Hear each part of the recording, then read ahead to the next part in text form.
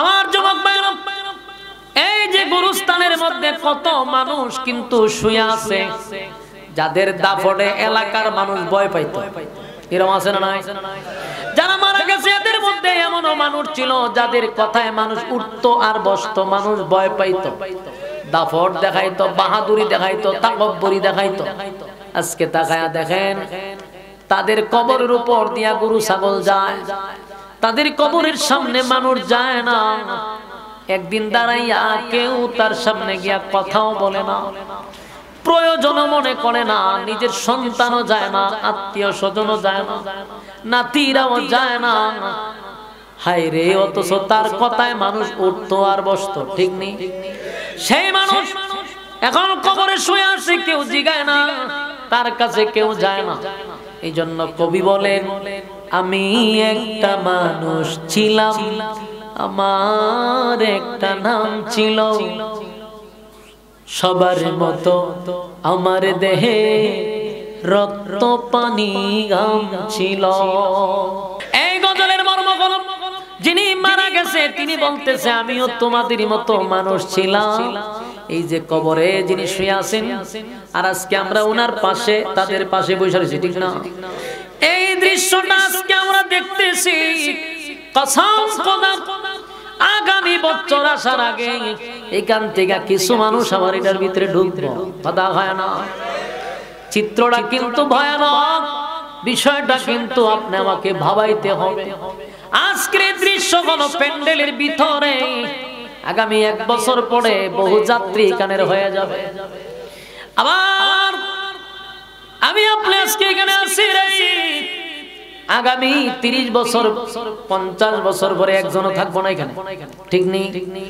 তাহলে আমি একটা মানুষ ছিলাম, আমার একটা নাম ছিল, সবার মতো আমারও দেহে রক্ত পানি ঘাম ছিল। নাম ধরে কেউ বলছে না, আজ বলছে মরা লাশ। এর অর্থ হলো যখনই মানুষটা মারা যায়, যুবক ভাইরা, সিরাজগঞ্জের বাইরা, যখন মানুষ মারা যায় তার সন্তান সারাটা জীবন তারে আব্বা বলে ডাকছে, ঠিক ঠিক? আব্বা আব্বা বলে ডাকলো। আর যেদিন মারা যায় গো, সেদিন আর সন্তান আব্বা বলে না। দেখবেন এই সন্তান বলে লাশটা ঘর থেকে বাহির করো, লাশটা খাটিয়াতে শোয়া দাও, লাশটারে গোসল করাও, লাশটারে দাফন করো। নিজের সন্তান আর আব্বুকে গোসল করাও, আব্বুর শরীরে কাপড় লাগাও, আব্বুরে খাটিয়াতে তুলো। এমন কথা কি কোনো ব্যাককলে হয়? না, সবাই বলে লাশ কবরে নামাও, লাশ কবরে উঠাও। তার মানে ওই কবি বলতেছে আমার একটা নাম ছিল, আমি একটা মানুষ ছিলাম, আমার একটা নাম ছিল। নাম ছিল নি, কথা হয় না? নাম ধরে কেউ বলছে না, আজ বলছে মরা লাশ। নাম ছিল আব্দুর রহমান, কিন্তু আব্দুর রহমান বলে কেউ ডাকে না। এখন সবাই কয় লাশটা কোথায়, লাশটা একটু দেখাও, লাশটারে উঠাও, লাশটারে গোসল করাও। আমার যুবক ভাইয়েরা, এই গুরুস্থানের পাশে বসে বসে আজকে যারা ওয়াজগুলা শুনতেছে, এটাই হলো আমাদের চিরস্থায়ী ঠিকানা। এইটা হলো চিরস্থায়ী ঠিকানা। এই পৃথিবী ক্ষণস্থায়ী, ক্ষণস্থায়ী থাকার জায়গা না। কবি বলে আমার আগে এই বাড়িতে বাস করেছে অনেক জন, আমার আগে এই বাড়িতে বাস করেছে অনেক জন, তারাও গেছে আমিও যাব, রইব না আর বেশিক্ষণ, ঠিক নেই? তারাও গেছে আমিও যাব, রইব না আর বেশিক্ষণ, তাহার জায়গা না। তাই একটু দিলের কান লাগায় চিন্তা করি, যেদিন বিশ্ব পরিস্থিতির পরিসমাপ্তিটা ঘটে যাবে, আল্লাহ বলেন আমি জমিন ধ্বংস করব, সন্দেহ নাই। কারণ যেদিন জমিনের মধ্যে পাপাচার শুরু হয়ে যাবে, গুনাহের প্রতিযোগিতা শুরু হবে, আল্লাহ কইজা জুলজিলাতিল আরদু জিলজালাহা, জমিন ধ্বংস করে দিব, তছনছ করে দিব, ওয়া আখরাজাতিল আরদু আসকালাহা, জমিনের ভিতর থেকে সব বাহির করে দিব, ওয়া ক্বালাল ইনসানু মা লাহা, মানুষ বলতে থাকবে জমিন তোমার কি হয়ে গেল, ওয়া ক্বালাল ইনসানু মা লাহা, এরপর আল্লাহ বলবেন ইয়াউমাইযিন তুহাদ্দিসু আখবারাহা, সেদিন জমিন সাংবাদিক হয়ে যাবে। বলেন জমিন কি হবে? জমিন কথা বলতে থাকবে গো। হাশরের মাঠে যেদিন মানুষ পুনরায় আবার দাঁড়াবে, আল্লাহ ঠিক জমিনের মধ্যে মানুষগুলারে দাঁড় করাবে, আর সেদিন ইয়াউমাইযিন তুহাদ্দিসু আখবারাহা, জমিনের জবান আল্লাহ খুলে দিবে, আখবারাহা, জমিন সেদিন সংবাদ পরিবেশন করবে। এরপর আল্লাহ বলেন বিআন্না রাব্বাকা আওহা লাহা, জমিন এমনে এমনে কথা বলবে না, আমি আল্লাহ জমিনকে অর্ডার করব, বিআন্না রাব্বাকা আওহা লাহা, তোমার রব জমিনকে অর্ডার করবে, তাই তো জমিন বর্ণনা করবে। আমার যুবক ভাইরা, মানুষকে যখন দাঁড় করাবে,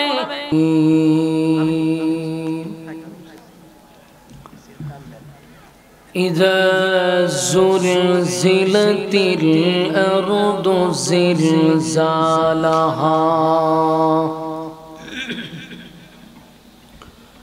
وأخرجت الأرض أثقالها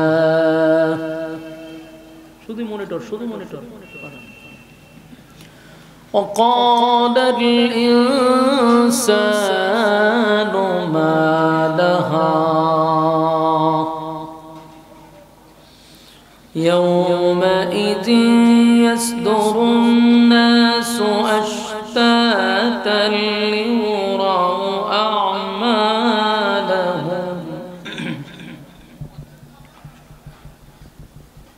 وخرجت الأرض أثقالها وقال الإنسان ما لها يومئذ يصدر الناس أشتاتا ليروا أعمالهم يومئذ تحدث أخبارها يومئذ تحدث أخبارها بأن ربك أوحى لها يومئذ يصدر الناس أشتاتا ليروا أعمالهم فمن يعمل مثقال ذرة خيرا يره ومن يعمل مثقال ذرة شرا يره صدق الله العظيم درود شريف পড়েন اللهم صل على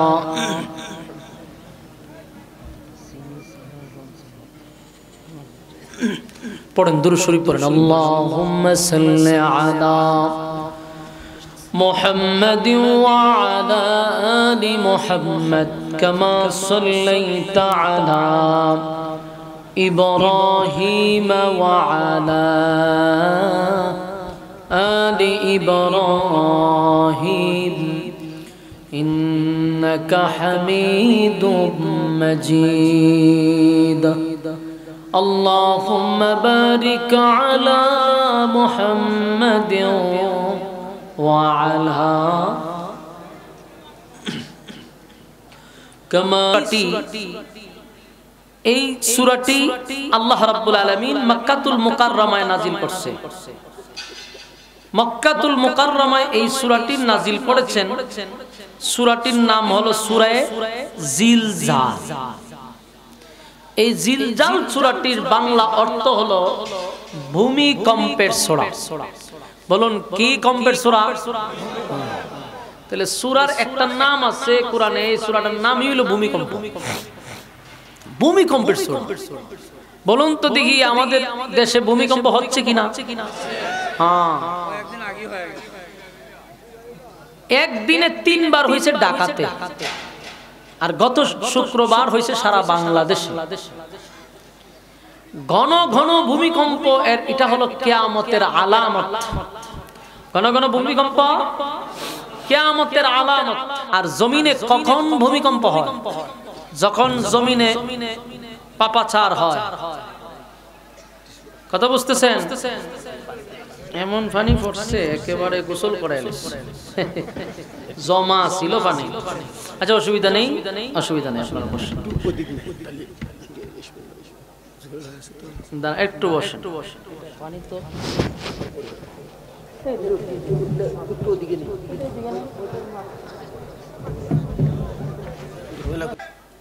আর এর থেকে বেশি পাপাচারটা হয় ঢাকা শহরে। এই জন্য ভূমিকম্পটা ঢাকা বেশি হচ্ছে। যদি 9 মাত্রার ভূমিকম্প হয় তাহলে কয়েক লক্ষ মানুষ এই কয়েক সেকেন্ডে মারা যাবে। কয়েক লক্ষ বইলা দিলাম, মারা যাবে। এদেরকে উদ্ধার করার জন্য সুযোগও পাবে না। হসপিটালে নেবেন, হসপিটালগুলো মানুষের সাথে মিশে যাবে। মানুষের লাশ মানুষ উদ্ধার করতেও কাউকে পাবে না। কারণ যেই পরিমাণ ঘনবসতি ঢাকা আর যেই পরিমাণ পাপাচার গুনাহের প্রতিযোগিতা চলে, প্রতিযোগিতা কে কত গুনাহ করবে এটা নিয়ে প্রতিযোগিতা চলতেছে। আল্লাহ কয় তখন আমি গজব দেই। জমিন যে লড়ে এমনে না, জমিনকে আল্লাহ লড়ায়, আমাদেরকে সিগন্যাল দেয়, সিগন্যাল দেয় গুনাহ থামা, গুনাহ থামা। কিন্তু এরপর আমরা কিন্তু পরিবর্তন হচ্ছে না। মানুষ যদি পরকালের চিন্তা করত, মানুষ যদি আল্লাহর আযাবকে ভয় করত, তাহলে আপনারাই বলুন এই প্যান্ডেলে মানুষ এরকম থাকতো না, এর চেয়ে বেশি হইতো? তাহলে লোকে লোকারণ্য হয়ে যেত যে আমরা পরকালকে বিশ্বাস করি, আমরা জাহান্নামের আগুনকে ভয় পাই। এই চিন্তা থাকলে মানুষ এখন বিছানায় থাকতো না, মানুষ মোবাইলের আড্ডায় থাকতো না, মানুষ দোকানপাটের আড্ডায় থাকতো না, মানুষ গল্পতে ব্যস্ত থাকতো না।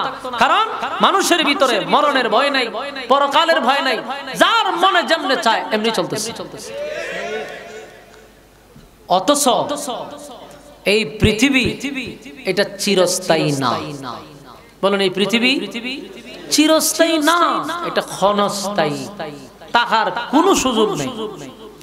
আমাদের ওয়াজ অনেক মানুষ যারা বেশি শিক্ষিত তারপরে এটি হয় নাস্তিক, অতি শিক্ষিত গুলো হয় নাস্তিক হয়ে যায়। তো এরকম কিছু নাস্তিক মার্কার লোকেরা বলে আমরা কত কবর, ভাঙ্গা কবর দেখলাম, কবরের মধ্যে ফুলের বাগানও দেখি নাই, কত ভাঙ্গা কবরের নিচে জাহান্নামের আগুনও দেখি নাই। অথচ হুজুররা কয় কবরের মধ্যে আগুন ধরবে, জান্নাতের ফুল বাগান দেখবো, ঠিক না? এরা দেখে না। তা আমি আপনাদেরকে প্রশ্ন করি, এমন প্রশ্ন যদি কোনো সুশীল মার্কা নাস্তিকরা করে তা আপনারা বলবেন যে তোর সাথে আমি একই বিছানায় ঘুমাবো, ঘুমানোর পরে তুই ঘুমের ঘরে কোথায় যাস? আমি ঘুমের ঘরে স্বপ্নে দেখি আমি চলে গেছি মনে করেন সিরাজগঞ্জ মার্কেটে, সেখানে ইচ্ছা মতে ভালো জিনিস দেখাইলাম, আবার দামি একটা গাড়ি দিয়ে এখানে দাঁড়াইলাম, এটা আমি স্বপ্নে দেখছি। তুই তো আমার পাশে বসা, আমি তোর কাছে বসে এত কিছু করলাম, তুই দেখলি না কেন? কারণ আমি ঘুমে সে কি সজাগ, জাগ্রত। তার মানে জাগ্রত ব্যক্তি আর ঘুমন্ত ব্যক্তি, ঘুমন্ত ব্যক্তি যা দেখে জাগ্রত ব্যক্তি তা দেখতে পায় না। আমি আপনারা বুঝাইতে পারছি? মনে করেন দুই ব্যক্তি একই বিছানায় ঘুমাইলো, এর মধ্যে একজন ঘুমায় নাই, বসে রয়েছে, আর একটা ছেলে ঘুমায় রয়েছে। তো ঘুমের মধ্যে সে হাসতেছে, কিছুক্ষণ পরে আবার ঘুমের মধ্যে কাঁদতেছে। তো তার বন্ধু না পাশে বসে রয়েছে, সে তার ঘুম থেকে জাগ্রত করছে, কইরা বলল যে কিরে তুই ঘুমের মধ্যে হাসস কান্দস কেন? কয় আমি স্বপ্নে দেখি যে আমি একটা হরিণ ধরছি, হরিণ শিকার করছি, আনন্দে আমি হাসতেছিলাম, কিন্তু কিছুক্ষণ পরে দেখি আমার পিছনে একটা বাঘ দাঁড়ায় আছে, ভয়ে আমি কাঁদতেছিলাম। এখন জাগ্রত বন্ধু ঘুমন্ত বন্ধুরে মারছে থাপ্পড়, কয় আমি তোর পাশে বসা, আমি বাঘও দেখলাম না, হরিণও দেখলাম না, আমার কাছে বসে তুই এত কিছু দেখস। অনেক বন্ধু বললো যে আমি তো ঘুমন্ত অবস্থায় দেখছি, তুই জাগ্রত অবস্থায় দেখবি না, তুই দেখতে গেলে তুইও ঘুমাইতে হবে, ঠিক কিনা? তো যেই মানুষগুলা বলে কবরের পাশে দিয়া যায়, ফুলের বাগানও দেখি না, জাহান্নামের আগুনও দেখি না, এরে বলবেন যে তুই মর, এরপরে দেখবি। মরার আগে তুই দেখবি না তো, কারণ মৃত মানুষের সঙ্গে যা হয় জীবিত মানুষের সঙ্গে তা হয় না। আমার কথা বুঝতেছেন? জীবিত মানুষের সঙ্গে যা হয় মৃত মানুষের সঙ্গে তা হয় না। মৃত মানুষের সঙ্গে যা ঘটতেছে জাগ্রত মানুষ জীবিত মানুষের সঙ্গে তা ঘটে না। আপনি যদি ফুলের বাগান আর জাহান্নামের আগুন দেখতে চান তাহলে মরেন, মরলে দেখবেন। ঘুমের মধ্যে থেকে যদি একটা মানুষ সিরাজগঞ্জ থেকে রাজশাহী জায়গা ঘুমের ঘর থেকে আপনি পাশে বসে দেখতেছেন না, সে রাজশাহী ঘুরে এসে পড়ছে ঘুমের মধ্যে। আর একটা মানুষ মারা যাওয়ার পরে তার সঙ্গে কবরে কি হবে আপনি জীবন্ত মানুষ এটা দেখবেন কেমনে? এই যে গুরুস্থান না, এই গুরুস্থানে কোন কবরে গিয়া দেখেন কোন কবরে শান্তি, কোন কবরে অশান্তি। আপনি বলবেন আমি প্রতিদিন গুরুস্থানের আশপাশ দিয়ে যাই, আমি অশান্তিও দেখি না শান্তিও দেখি না। এই কথাটা যে বলবে এরা কইবেন যে তুই অহন মইরা জিজ্ঞা, তোর উপর ঠাডা পড়ুক, তুই মর, মরার পরে এরপরে আল্লাহ তোরে অশান্তিও দেখাইবে। কথা হয় না? সম্মানিত শুধু এই জন্য এইগুলো বিশ্বাসের নামই হলো ঈমান। বলুন বিশ্বাসের নাম হলো। যারা এগুলো নিয়ে সন্দেহ করে বুঝবেন এটা টাটকা বেঈমান। বেঈমানের সাথে কিসের কথা? হ্যাঁ কথা হয় না, বেঈমানের সাথে আবার কিসের কথা? সে বিশ্বাস করে না এটা তার বেঈমানি। আমি বিশ্বাস করি আমি ঈমানদার, আমি তো বিশ্বাস করি বিধায় আমি ঈমানদার। দেখেন না আজকে বাউলরা আল্লাহরে গালি দেয়, তো গালি দিছে কার শানে? আল্লাহর শানে বেয়াদবি করছে। তো আল্লাহর শানে বেয়াদবি করার পরে যারা জান্নাতে বিশ্বাসী, যারা পরকালে বিশ্বাসী, যারা বিশ্বাসী তারা প্রতিবাদ করে। কারণ তারার কলিজায় আঘাত লাগে যখন ঈমানদারের সামনে কেউ আল্লাহর অস্তিত্ব নিয়ে কথা বলে, আল্লাহর শানে বেয়াদবি করে। জান্নাত প্রেমীরা যারা পরকালে জান্নাত চায়, যারা পরকালকে বিশ্বাস করে, তারা আন্দোলন করে, তারা প্রতিবাদ করে। কিন্তু আবার কিছু নামদারি নিজেকে মুসলমান দাবি করে, নামের আগে মুসলমান নাম লাগায়। এই সমস্ত কিছু ছুটকি নেতারাও ওই বাউলদের পক্ষে ছাপায় গাইতেও দেরি করে না। আমার প্রশ্নটা আপনাদের বিবেকের কাছে, আপনারা যারা শিক্ষিত আছেন, বুঝদার আছেন, আমি আপনাদের কাছে একটা প্রশ্ন করি। যে আমার আল্লাহরে গালি দিল, আমি যদি মুসলমান হই, আমি কি তার পক্ষে কোনো অ্যাঙ্গেলে যাইতে পারি? কথা কয় না? আরে ভাই গালিটা যদি আমি হুজুররেও দিত তাও তো মেনে নেওয়া যায়। বলে হুজুররে দিছে, দরকার নাই, হুজুরে মালা পাই গালি দাও, অসুবিধা নাই। কিন্তু গালিটা তো দিছে আমার রব রে, আসমান জমিনের সৃষ্টিকর্তারে গালি দিছে। সেখানে আমি আশ্চর্য হইছি, যেমন গালি দেওয়ার কারণে আশ্চর্য হইছি, তেমন আশ্চর্য হইছি যে এর মতো লোকের পক্ষেও লোক আছে। আল্লাহরে গালি দেওয়ার পক্ষেও তার পক্ষে লোক থাকে কেমনে, এটা নিয়ে আমি আশ্চর্য হইছি। আবার সাধারণ মানুষ পক্ষে নেয় না, বড় বড় নেতারা পক্ষে নেয়, বড় বড় মানুষটা তার পক্ষে সাফাই গায়। এই স্পষ্ট কথা, আল্লাহর শানে যারা বেয়াদবি করে, আল্লাহকে যারা গালি দেয়, এরা যেমন মুরতাদ, তাদের পক্ষে যারা কথা বলবে এরাও মুরতাদ। ঠিক কিনা? যদি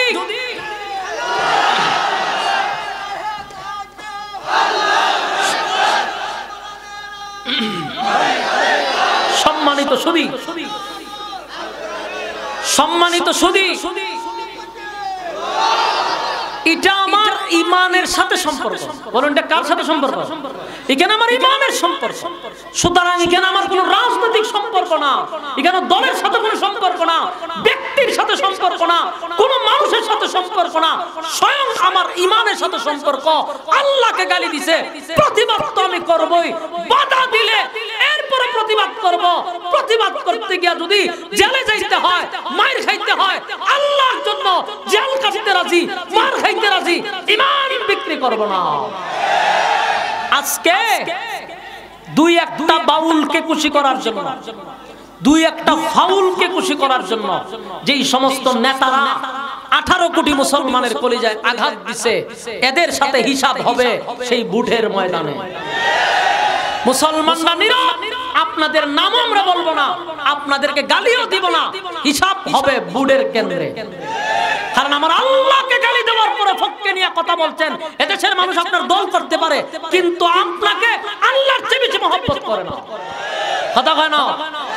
আমরা আপনার দল করতে পারি, আপনার সাথে আমি চলতে পারি, আপনারটা খাইতে পারি, কিন্তু আমার আল্লাহ এবং নবী যখন কথা চলবে, আপনার মতো নেতা গোনার টাইম আমাদের নাই, আপনাকে হিসাব করার টাইম নাই। কারণ এটা আমার ইমানের সাথে প্রশ্ন। কথা কোন ঠিক? মানুষ দুইটা গুণে গুণান্বিত হয়, একটা হলো ঈমান, একটা হলো নেক আমল। একটা হলো ঈমান, একটা হলো নেক আমল।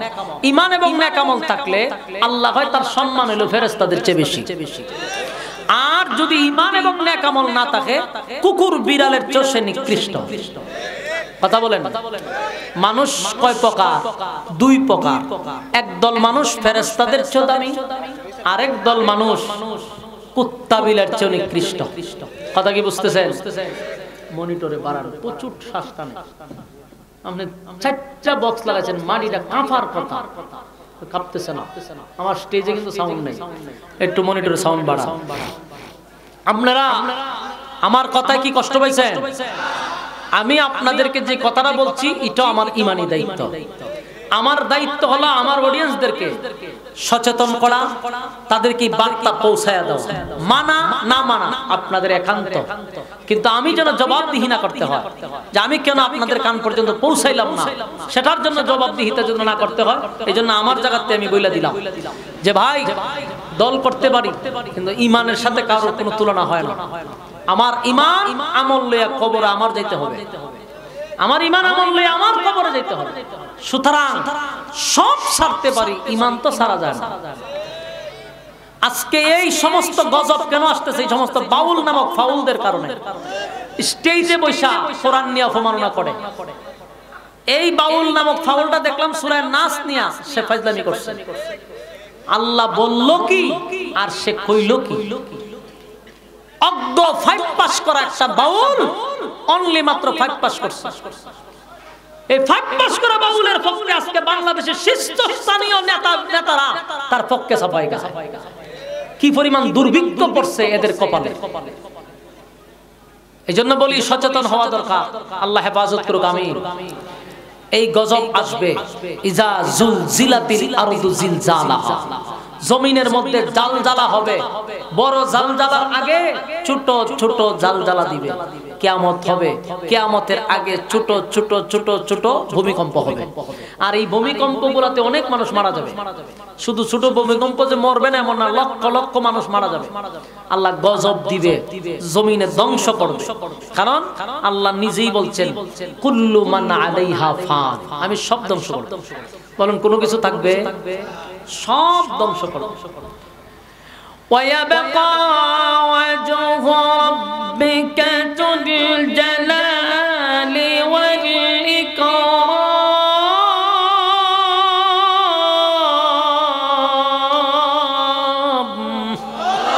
আল্লাহ হয় যিনি থাকবেন একমাত্র তিনি হলেন আল্লাহ।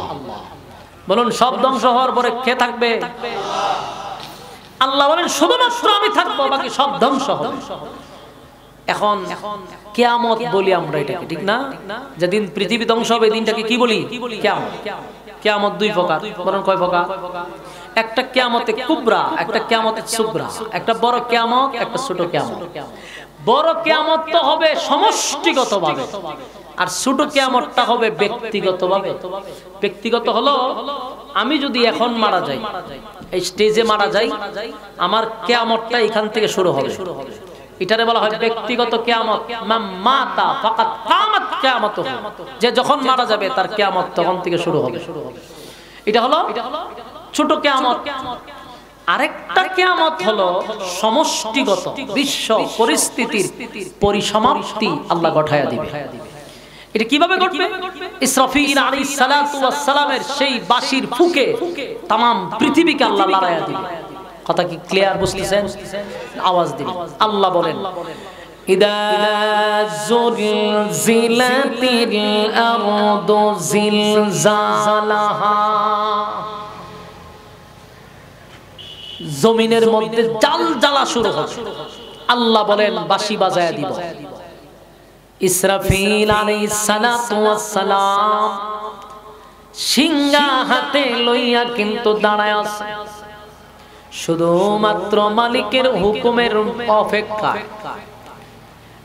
হাবিবে কিবরিয়া নবী মুহাম্মদুর রাসূলুল্লাহ সাল্লাল্লাহু আলাইহি ওয়াসাল্লাম যেদিন মেরাজের রজনীতে নবী গেলেন, প্রত্যেক আসমানে আসমানে, সাত আসমানে সাতজন নবী, সাতজন ফেরেশতার সঙ্গে, এরকম প্রত্যেকটা দায়িত্বশীল ফেরেশতার সঙ্গে আমার নবীর সাক্ষাৎ হইছে। সবার সঙ্গে যখন সাক্ষাৎ হইল, সবাইরে সালাম দিল, সালামের উত্তর দিল। কিন্তু যেই মাত্র ইসরাফিলের অফিসে গেলেন, গিয়া দেখে ইসরাফিল সিংহা মুখে লইয়া দাঁড়ায় আছে। সুবহানাল্লাহ, যিনি কি লইয়া দাঁড়ায় আছে? ইসরাফিল আলাইহিস সালাতু ওয়াস সালাম সিংহাটা মুখে লইয়া দাঁড়ায় আছে রে, যেন হুকুমের অপেক্ষা। আল্লাহর হাবিব গিয়া সালাম দিছে ইসরাফিল, একবার, দুইবার, তিনবার নবী সালাম দিছে, কিন্তু ইসরাফিল সালামের উত্তর দেয় না। আল্লাহর হাবিব আশ্চর্য হয়ে গেল, আমি সালাম দিলাম কিন্তু ইসরাফিল কেন সালামের উত্তর দেয় না? আমার নবীও বুঝতে পারছে কেন রে সালাম দেয় না, নবীও বুঝতে পারছে। তাই আল্লাহর নবী তখন ইসরাফিলকে উদ্দেশ্য করে বলে, এই ইসরাফিল, আমি জানি আমার সালামের উত্তর তুমি কেন দেও না। ইসরাফিল রে, আমি তোমারে সালাম দিছি, তুমি সালামের উত্তর দেও না। তুমি মনে করছো সালামের উত্তর দিতে গিয়া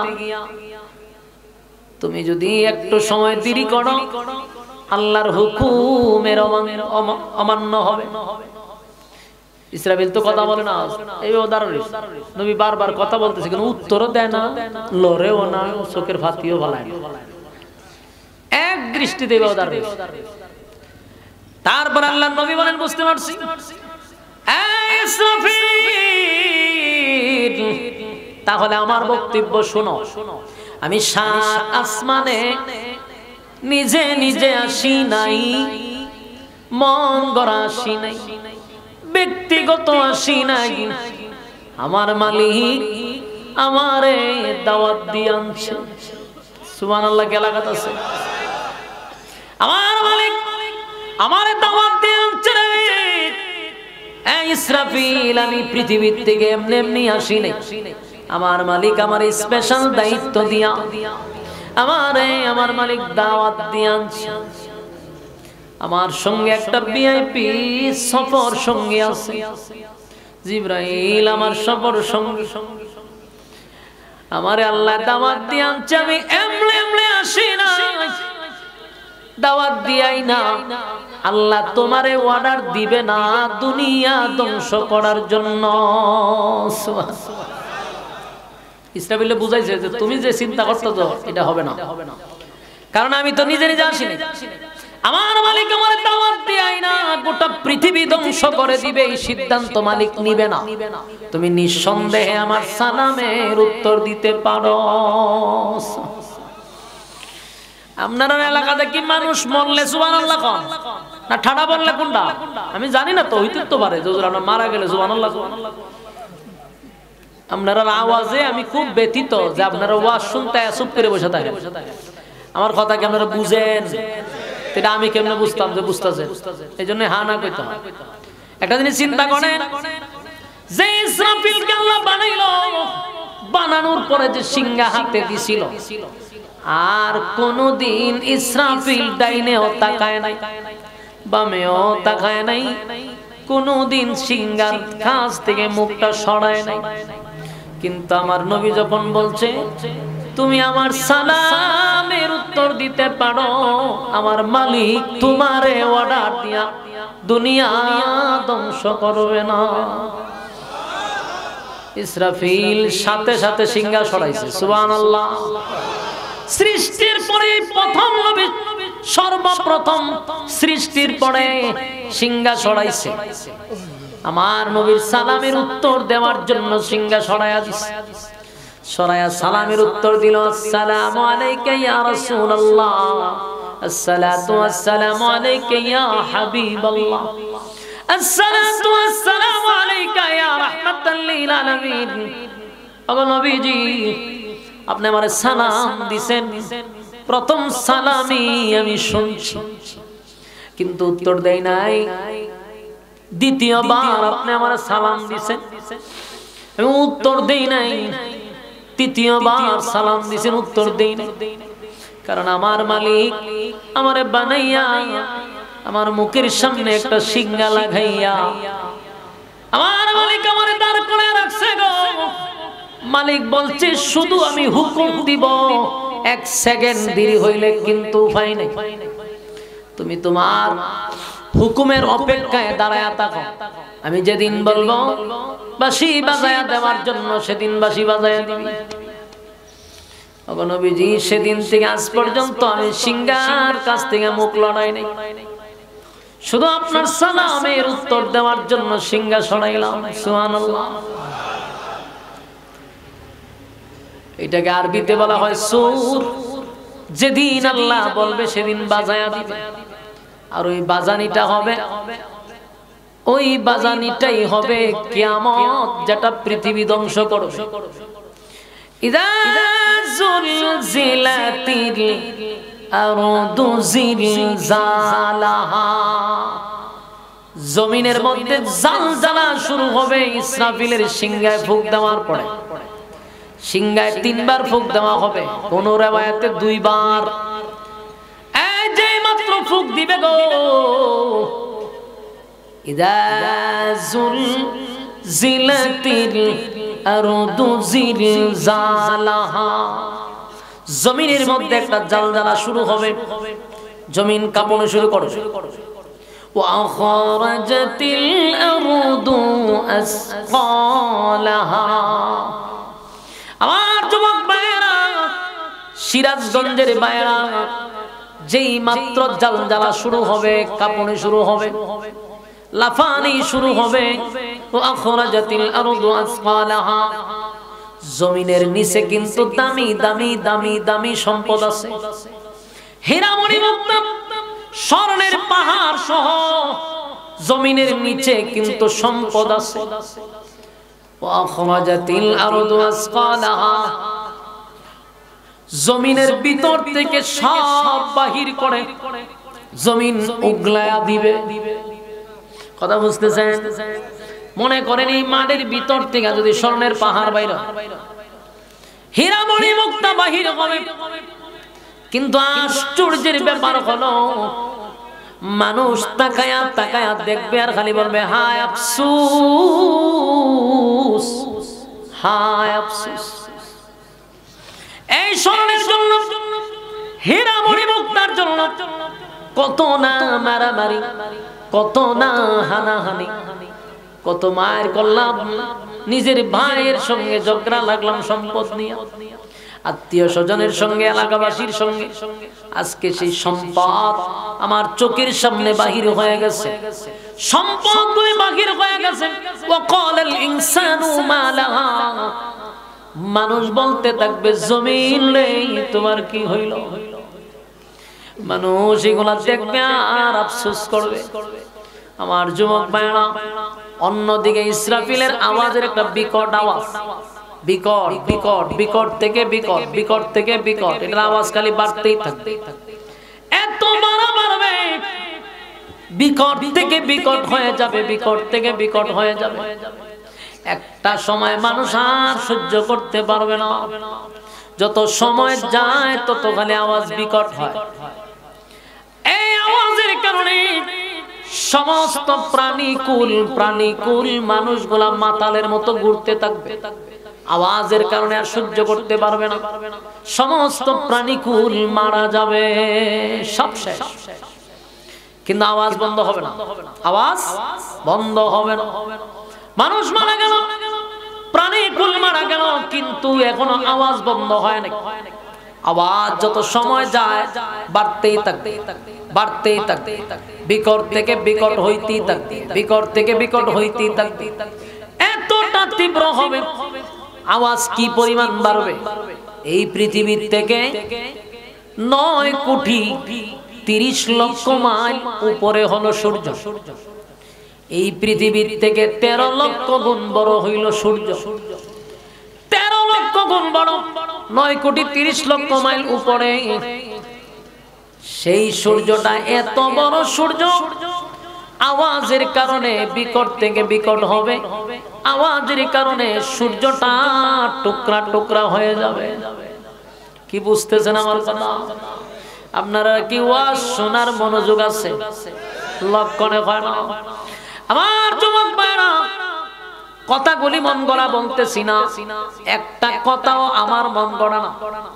গিচ্ছা কাহিনী আমি কোনো সময় বলি না, আমার ওয়াজে কোনো গিচ্ছা নাই। যদি আপনারা মনোযোগ দেন বুঝবেন কোরআন থেকে কথা বলতেছি, কথা হয় না। প্রথম থেকেই বললাম কোরআন থেকে কথা বললে মনোযোগ দিয়ে শুনবে, কারণ সবচেয়ে দামি কথা কোরআনের কথা। আল্লাহ কয় বান্দারে আওয়াজ তো বিকট হইতে থাকবে, জালজালা শুরু হয়ে গেছে, সমস্ত মানুষ স্কুল শেষ, কিন্তু আওয়াজের কারণে সূর্য ভেঙে যাবে, চন্দ্র ভেঙে যাবে। সুবহানাল্লাহ। সূর্য কত বড়? সূর্য পৃথিবীর থেকে কত গুণ বড়? 13 লক্ষ গুণ বড়। পৃথিবীর উপরে বললে পৃথিবী তালাশ করে পাওয়া যাবে, কারণ 13 লক্ষ গুণ বড়। এই সূর্যটা ভেঙে ভেঙে টুকরা টুকরা হয়ে পড়বে, এরপরে চন্দ্র ভেঙে যাবে। তারকা কত বড় জানেননি? সূর্যটা পৃথিবীর থেকে 13 লক্ষ গুণ বড়, আর এক একটা তারকা সূর্যের থেকে কোটি কোটি গুণ বড়। সেই তারকাগুলি ভেঙে ভেঙে ভেঙে ভেঙে পড়বে, টুকরা টুকরা হইয়া পড়বে। তার মানে সব ধ্বংস হয়ে গেছে। আল্লাহ বলেন আজরাইল রে আর কে বাকি আছে? আল্লাহ পৃথিবীতে কোনো প্রাণী কুল নাই, সব ধ্বংস করে দিছি। আল্লাহ হয় ফেরেশতা কুললে ধর, সব ফেরেশতা আরশ বহনকারী বাদে, তোরা 4 জন ফেরেশতা বাদে যত ফেরেশতা আছে সব গুনারে ধ্বংস করে দে। এবার মালাকুল মউত আজরাইল সব গুনাহ ধ্বংস করে দিবে। আল্লাহ কয় কে বাকি আছে? আল্লাহ আমরা 60 জন, আর আসমানের আরশের বহনকারী ফেরেশতা। আল্লাহ কয় আরশ বহনকারী ফেরেশতাদেরকেও ধ্বংস করে দে।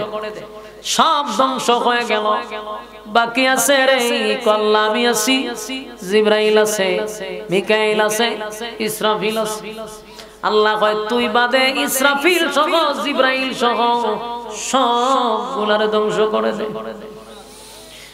সবচেয়ে বড় ফেরেশতা, ফেরেশতাদের সর্দার জিবরাইলও শেষ করে দিছে, মিকাইল ইসরাফিল সব শেষ। আল্লাহ জিগায় বাকি কে আছে? আল্লাহ আমি মালাকুল মউত, আর আপনি চিরঞ্জীব। আল্লাহ কয় আমি কি বলছি?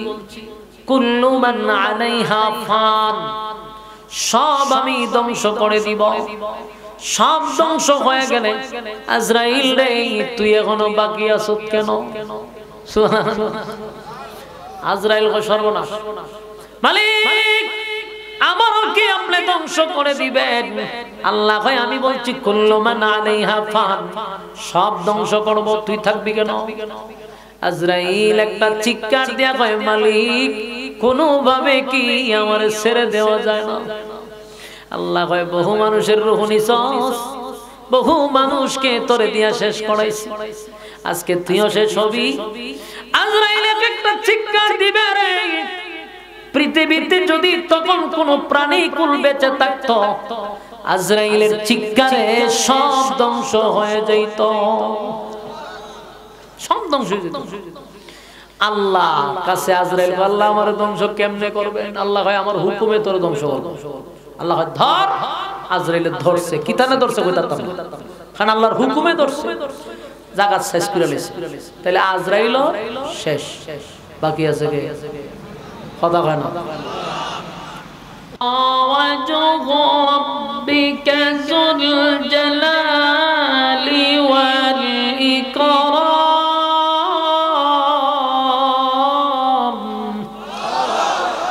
আল্লাহ সব যিনি বাকি থাকবেন তিনি কে আল্লাহ এমন বাকি আছে শুনো আল্লাহ আল্লাহর কি মরণ আছে আল্লাহর ধ্বংস আছে আল্লাহর শুরু আছে শেষ আছে কথা কেন আল্লাহর ঘুম নাই তন্দ্রা নাই আল্লাহ জন্ম নেয় না জন্ম দেয় না আল্লাহর শুরু নাই আল্লাহর শেষ নাই সুবহানাল্লাহ তো সব শেষ এখন আল্লাহ শুধু একা তা আল্লাহ এখন গুনগুনায় কি কয় জানেন একা একা কি কয় লিমানিল মুলকুল ইয়াউম আল্লাহ একা একা কয় এই পৃথিবীর রাজা বাদশারা বহু ক্ষমতা তোরারে দিছিলাম তোরা কোথায় কোন শব্দ আছে কারণ কেউ নাই তো তা আল্লাহ নিজেই জিগায় তোরা কো বহু ক্ষমতা দেখাইছস কেউ 16 বছর কেউ 10 বছর কেউ 5 বছর নেতাগিরি করার সুযোগ দিছি আর নেতাগিরি ভাইয়া সীমা লঙ্ঘন করছ আল্লাহ একটারে ডাকবো ফেরাউন্নারে ডাকবো আরে ফেরাউন্ন 400 বছর তোরে ক্ষমতা দিছি নমরুদরে আল্লাহ ডাকবে নমরুদ ক্ষমতা দিছিলাম সাজ্জাদ ক্ষমতা দিছিলাম কারণে সম্পদ দিছিলাম আবু জাহিল্লা আবু লাহাব সবকিরে ডাকবো এমন কি দাদারেও ডাকবো দাদারে দাদা চিনছেন নি দাদারেও ডাকবো আর দাদি যে গেছে দাদিরেও ডাকবো দাদার সাথে দাদি মিলতিস না দাদিরেও ডাকবো দাদি 16 বছর কত বছর বেডি হয়েও কম করছেন না আপনি বহু বেড়ারে হুতায় আলাইছে ঠিক নেই বহু বেড়া ইন্তেজার করতে পারে নাই এক বেড়িয়ে তখন করে দেখাইছে আল্লাহ ডাকবো শুধু দাদিরে ডাকতো না নেক্সট টাইমে যারা ক্ষমতা তাই আবার ক্ষমতার অপব্যবহার করবো এরাও ডাকবো ডাকে সব করে খারাপ করবে দুনিয়াতে যারা অপকর্ম করবে কৃতকর্মের ফল স্বরূপ আল্লাহ আবার মনোযোগ দিয়ে শুনলেন প্রথমে একটা সিংহা ফু দিছে না তো দিছে পরে কি হইছে সব শেষ সব শেষ ইসরাফিল যিনি ফু দিছিল হেতেও কিন্তু শেষ পরে আল্লাহ আবার হুকুম দিয়ে ইসরাফিলটা আবার সজাগ করবে তুই উঠ আবার ইসরাফিল সিংহা লয়ে হারিয়ে আল্লাহ কইবা আরেকটা ফু দে তখন কিন্তু শুধু ইসরাফিল একা ফু দিব দ্বিতীয় ফুকে এখানে একটা কথা আছে যে প্রথম সিংহার থেকে পরের সিংহায় 40 বলতে একটা গ্যাপ থাকবে 40 বছর না 40,000 বছর না 40 দিন এটা উল্লেখ নাই বলা হয়েছে প্রথম সিংহায় দ্বিতীয় সিংহার মাঝখানে গ্যাপ থাকবে 40 ওটা 40,000 বছর হইতে পারে আল্লাহ মাঝখানে একটা গ্যাপ রাখবে এরপরে এক সিংহার পরে আরেক সিংহায় ফুক দিলে এই গ্যাপ অনুযায়ী এরপর আল্লাহ আবার ইসরাফিলের দাঁড় করায় বল ফু দে আবার ফু দিব তখনকার ফুকে যারা মারা গেছিল সবগুলার ভিতরে রুহু আসবে রুহু আপনার এলাকাতে সুবহানাল্লাহ থাকলে বলতে পারেন যদি মনে করেন যে এখানে সুবহানাল্লাহ কোয়ার দরকার তাহলে বলবেন চিন্তা করেন সব তো শেষ এখন যে ফু দিছে কি হইছে রুহু ঢুকতেছে রুহু ঢুকে গেছে কিভাবে ঢুকছে যারে যেখানে খবর দেওয়া হইছে এই যে গুরুস্থানে যারা শুয়ে রয়েছে না ওই রুহুটা যেদিন আল্লাহ দিবে সেদিন এখান থেকে উঠতে দাঁড়াবে আপনারা সুবহানাল্লাহ জানি এটা আমার কথা না এই দুনিয়াতে যারে যেখানে খবর দেওয়া হইছে ঠিক ওখান থেকে সে উঠতে দাঁড়াবে হবিগঞ্জের মানুষ আইয়া আপনারা সিরাজগঞ্জ উঠতে হারিত না এই এলাকার মানুষটা যে খবর দিছে এই খবরই দাঁড়ায় এমন কি যদি আপনারা সাপে খাইয়া থাকে সাপে খাইলে তো আপনি হজম হয়ে যাবেন তারপরে পায়খানা বাড়িব ওই সাপে যেখানে পায়খানা করবে আপনি ওইখান থেকে উঠতে হারিবেন কথা বুঝতেছেন হিন্দুদেরকে দেখবেন সীতায় আগুন দিয়া ফুড়ে ঠিক না ফুইরা লাইলে তো ছাই জায়গা শেষ না কিন্তু আল্লাহ কয় এই ছাই না, যেখানে তারে গাতানো হয়েছে নাভি, প্রত্যেকটা মানুষের নাভির সাথে সম্পর্ক। দেখবেন সব পুরলেও নাভি পুড়ে না। হিন্দুরা জিগায়েন সীতালগিয়া, আমার কথা বিশ্বাস না হইলে জিগায়েন। সারাটা শরীর পুড়ে কিন্তু নাভি ফুটতে পারে না, নাভি পুড়ে না। কথা বুঝতেছেন? নাভি যদি আপনারা মাছে খায় সারা শরীর হজম হবে, নাভি হজম হবে না। সাপে যদি খায় সারা শরীর হজম হবে, নাভি হজম হবে না। তাহলে এই নাভির সাথে হলো মানুষের সম্পর্ক। যখন মানুষকে আল্লাহ বানায় তখন এক সিমটি মাটির সাথে আপনার নাভির সাথে সংযোগ করছে। এই জন্য যেই মানুষটাকে যেখানে কবর দেওয়া হবে ঠিক এখান থেকে উঠে সে দাঁড়াবে। সুবহানাল্লাহ। তো দাঁড়াইব যে উলঙ্গ অবস্থা, সেদিন কাপড় পরাবে না। আল্লাহ বলবে ইসরাফিল সিংহায় ফু দিব, সব মানুষ ওইটা দাঁড়াবে। কিন্তু প্রশ্ন হলো হাসরের মাঠে না, মানুষের ভিতরে খালি রূহ আসছে, এখনো দাঁড়াইছে না। সর্বপ্রথম যিনি দাঁড়াবে ইনি হলেন সমস্ত নবী কুলের সম্রাট নবী মুহাম্মদুর রাসূলুল্লাহ সাল্লাল্লাহু আলাইহি ওয়াসাল্লাম। হাসরের মাঠে সর্বপ্রথম আল্লাহর নবীরে দাঁড় করাবে। কিন্তু আরেকটা মজার ব্যাপার, সবাই দাঁড়াবে উলঙ্গ অবস্থায়। আমার নবীর আল্লাহ জান্নাতি কাপড় পরিধান করায় উঠাবে, উনি কাপড় পরবে জান্নাতি কাপড়, আর সব মানুষ উলঙ্গ। কথা বুঝতেছেন? আম্মা জানের স্ত্রী আয়েশা একদিন রাসূলকে বলে, হুজুর আমরাও কি উলঙ্গ খারিতিব? রাসূল কহ, আম্মা জান কয় সি সি সি, এটা তো লজ্জার ব্যাপার, শরমের ব্যাপার, আমরাও উলঙ্গ দাঁড়াবো বলে? হ। রাসূলের সামনে আম্মা জান আয়েশা শরমে লজ্জায় মুখ কালা করে নিল। আল্লাহর হাবিব বলেন, আয়েশা তুমি যেমনটা ভাবতেছো বিষয়টা এমন না, কারণ তুমি দুনিয়ার অবস্থা মনে করছো। না রে আয়েশা, এটা হাসরের মাঠ, এটা দুনিয়ার মাঠ না। হাসরের মাঠে যখন মানুষ উলঙ্গ অবস্থায় দাঁড়াবে, 50,000 বছরের ভিতরে কোনোদিন সে নিচের দিকে তাকাবে না। সুবহানাল্লাহ। নিচের দিকে তাকাবে না, কারণ এই যে তাকাইছে আর নিচে তাকাইবার সাহসও পাবে না। কারণ সেদিন এমন একটা অবস্থা হবে ভয়াবহ ভয়াবহ, মানুষ মানুষের মধ্যে থাকবে না, মানুষ থরথর করে কাঁপতে থাকবে। যেমন এখন যদি মুসিবতে পড়ি, অনেক সময় যদি ভয়াবহ অবস্থায় দাঁড়াই, জানি আমরা মরে যাব, তাই একটা গাড়ি উপর দিয়া গেল আমরা মরে যাই, ঠিক না? সেদিন তো আপনি জানবেন যে এখন আর মরণ নাই, কি নাই। এই জন্য মানুষ ভয়ে আতঙ্কে থাকবে, আসমানের দিকে তাকায়া থাকবে, আল্লাহর আরশের দিকে। আর মানুষ উলঙ্গ না কাপড় পরা এগুলো দেখার টাইম আছে? সেদিন কারোর দিকে কেউ তাকাবে না। আম্মা জান আয়েশা তখন বুঝতে পারছে যে পরিস্থিতিটা ভয়ানক হবে। আমার যুবক ভাইয়েরা, আপনাদের পাশেই গুরুস্থান, এই গুরুস্থানের দিকে তাকায় চিন্তা করেন, এই জায়গা থেকে মানুষগুলা কাদা কাদা কাদা মাটির নিচ থেকে দাঁড়াবে উলঙ্গ অবস্থায়, কলিজা পাটা পিপাসা লইয়া। সেদিন ভয়াবহ একটা পরিস্থিতি হবে।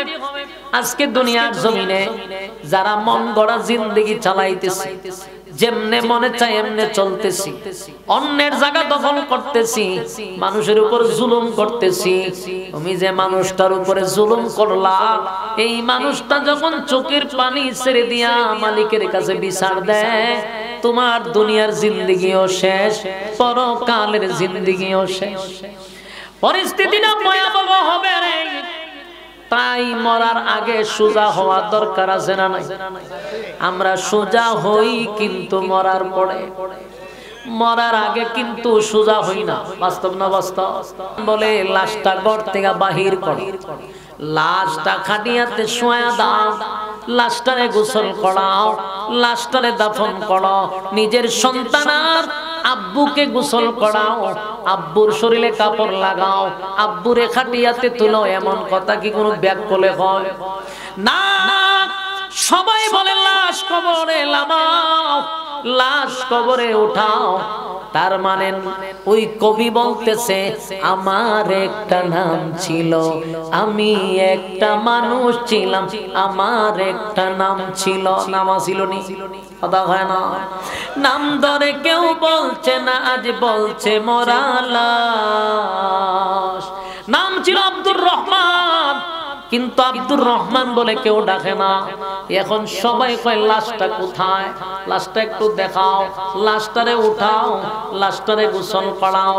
আমার যুবক ভাইয়েরা, এই গুরুস্থানের পাশে বসে বসে আজকে যারা ওয়াজগুলা শুনতেছে, এটাই হলো আমাদের চিরস্থায়ী ঠিকানা। এইটা হলো চিরস্থায়ী ঠিকানা। এই পৃথিবী ক্ষণস্থায়ী থাকার জায়গা না। কবি বলে আমার আগে এই বাড়িতে বাস করেছে অনেক জন, আমার আগে এই বাড়িতে বাস করেছে অনেক জন, তারাও গেছে আমিও যাব, রইব না আর বেশিক্ষণ। ঠিক নেই? তারাও গেছে আমিও যাব, রইব না আর বেশিক্ষণ, তাহার জায়গা না। তাই একটু দিলের কান লাগায় চিন্তা করি, যেদিন বিশ্ব পরিস্থিতির পরিসমাপ্তিটা ঘটে যাবে, আল্লাহ বলেন আমি জমিন ধ্বংস করব, সন্দেহ নাই। কারণ যেদিন জমিনের মধ্যে পাপাচার শুরু হয়ে যাবে, গুনাহের প্রতিযোগিতা শুরু হবে, আল্লাহ কইজা জুলজিলাতিল আরদু জিলজালাহা, জমিন ধ্বংস করে দিব, তছনছ করে দিব। ওয়া আখরাজাতিল আরদু আসকালাহা, জমিনের ভিতর থেকে সব বাহির করে দিব। ওয়া ক্বালাল ইনসানু মা লাহা, মানুষ বলতে থাকবে জমিন তোমার কি হয়ে গেল। ওয়া ক্বালাল ইনসানু মা লাহা, এরপর আল্লাহ বলবেন ইয়াউমাইযিন তুহাদ্দিসু আখবারাহা, সেদিন জমিন সাংবাদিক হয়ে যাবে। বলেন জমিন কি হবে? জমিন কথা বলতে থাকবে গো। হাসরের মাঠে যেদিন মানুষ পুনরায় আবার দাঁড়াবে, আল্লাহ ঠিক জমিনের মধ্যে মানুষগুলারে দাঁড় করাবে। আর সেদিন ইয়াউমাইযিন তুহাদ্দিসু আখবারাহা, জমিনের জবান আল্লাহ খুলে দিবে। আখবারাহা, জমিন সেদিন সংবাদ পরিবেশন করবে। এরপর আল্লাহ বলেন বিআন্না রাব্বাকা আওহা লাহা, জমিন এমনে এমনে কথা বলবে না, আমি আল্লাহ জমিনকে অর্ডার করব বিআন্না রাব্বাকা আওহা লাহা, তোমার রব জমিনকে অর্ডার করবে, তাই তো জমিন বর্ণনা করবে। আমার যুবক ভাইরা, মানুষকে যখন দাঁড় করাবে,